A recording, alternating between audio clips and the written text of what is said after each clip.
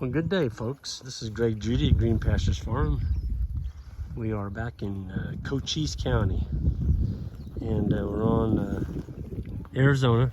This is the project that Jan and I came out and put in 2020, and they got the water and electricity hooked up, and they've got cattle in here. And it's amazing what's happened. They've only been in here about 45 days, but these cows are really making a drastic difference in this landscape. Right now they're varying the different levels of moves. He's been from anywhere from like 6 days all the way down to like every day. And they've got controls where they haven't grazed anything, so they're leaving some controls out here. And I'm just looking at all the birds. Look at the birds there. The cowbirds, there must be 100 of them there. They're following the cow moth. And these birds were not here when we built this. And what they're doing is they're busting up the manure pads, the fresh ones. There's all kinds of seeds from the plants in the manure. And so the birds are spreading open the manure. And actually, we saw a lot of dung beetles back where they first started. It's getting colder out here now. This is November 20th. So at night now, it's not freezing yet, but it's pretty close. That cow is eating that grass over there. The cattle look good, folks. I mean, he's got some young heifers in here, but there's also about 50 cows. Look how docile they are. I mean, we're strangers. That cow's not even walking away from me. She's filled out in front of her hip bone here. She doesn't have any sunken in area. And we're in a bunch of mesquite. You can see the cows really work on the mesquite leaves. They like them. They eat the mesquite leaves. But getting a ton of trampling. I just about had a heart attack a while ago. I was walking, and Micah, these are his cattle, and he said, "Look, watch out, Greg," and he's walked up beside me, and I mean, I walked right by a big rattlesnake, and he was curled up right by my leg by this mesquite tree. I didn't see him. I mean, I was literally a foot from him, and he didn't strike. Let me tell you what, I was hop skipping it out of there. Great big old rattler. He is full of mice. I mean, he was fat. And I'm not a fan of rattlesnakes at all. So now that I'm walking, I'm looking at every mesquite tree, making sure there's not a rattler laying around that mesquite tree. Yeah, it was definitely of course, she's just absolutely hyper of snakes. She started getting away from it quicker than I did. But I'm just thankful the rattlesnake didn't hit me. Micah says the cows, every now and then, he'll find one that did get bit by a snake, and it swells up, and they'll limp on it for about 3 months. And then they'll finally kind of get over it. But you look at the manure here, folks. Look at this. Now, it just happened in the last, I think he's had it in here about 5 days now. He put a protein tub out here, molasses lake, and the manure pads are beautiful. They're starting to stack up a little bit on him. Folks, there hadn't been any cattle on this 480 acres for 3 years.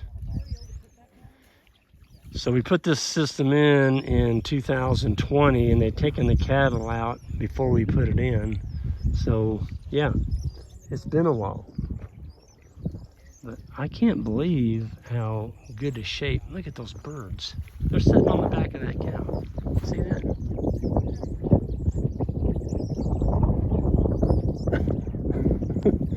Oh, look at that cow over there. She's eating a desert broom. Look at that.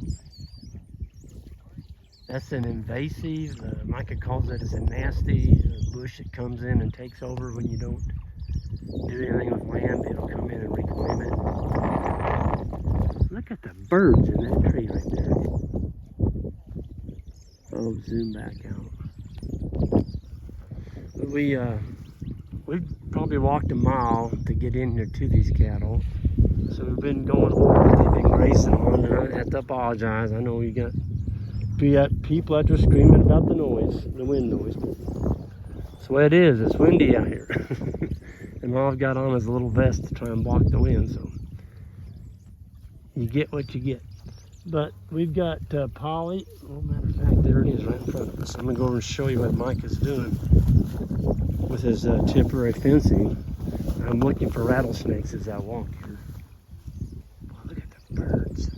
That's cool. So the calves are weaned off these cows in September, and the bull was taken out yesterday, or last week. He didn't want to get his heifers bred. He thought there's 78 head in here. And these are bigger cows. I mean, they're going to weigh 1,200 pounds, most of them. And but they're really good shape. I mean, the hair coats on them are nice. Here he is coming into winter. He's got good condition on them.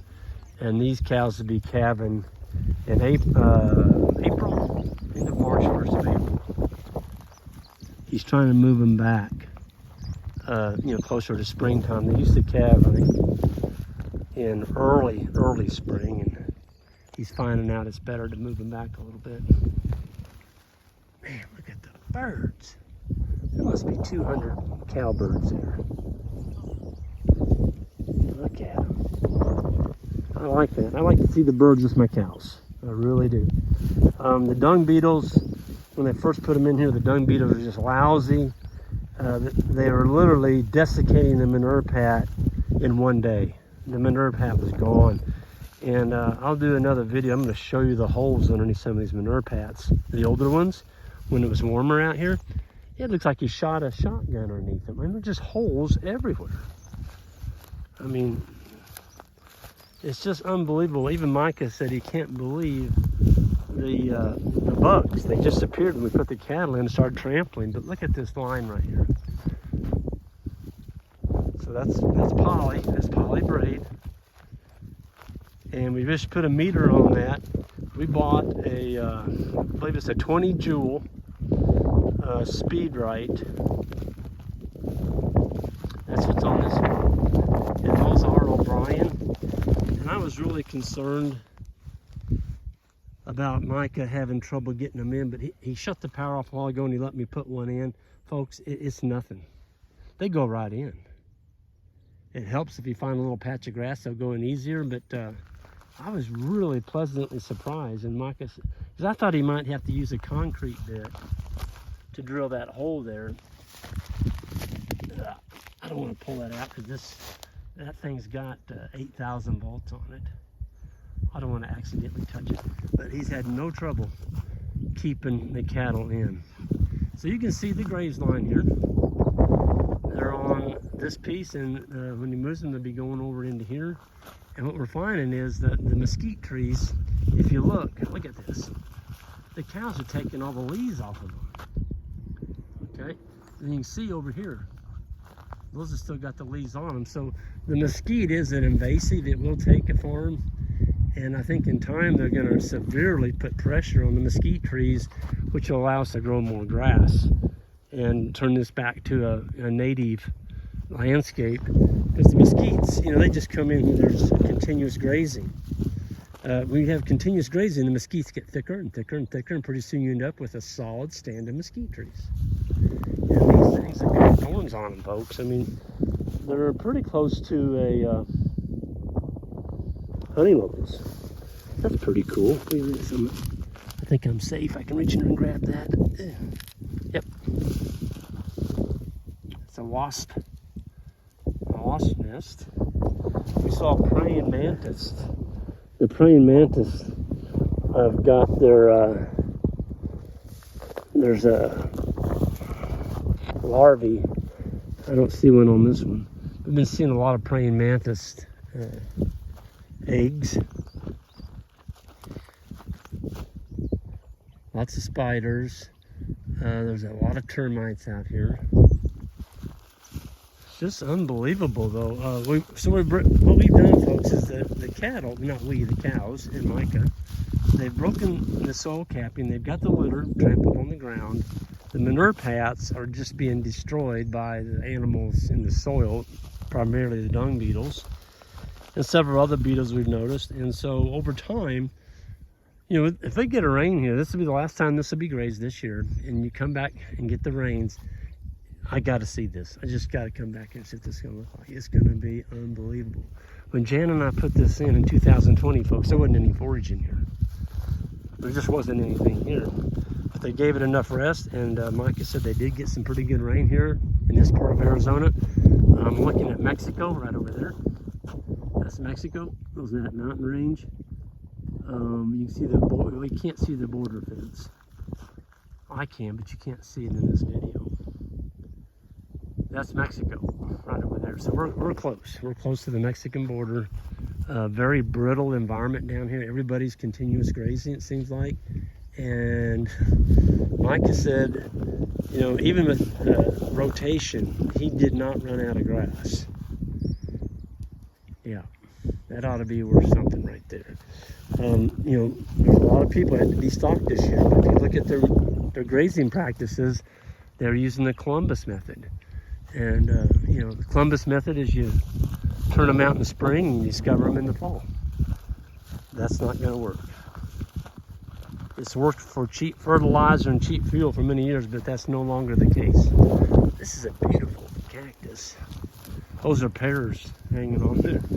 And cattle reach in there and eat those. And they were saying they would actually eat that cactus. It's just crazy. These are tough cattle out here. Very tough. I'm going to go ahead and get out of here. The group over there is waiting on me. And we're going to enjoy this beautiful Arizona day. And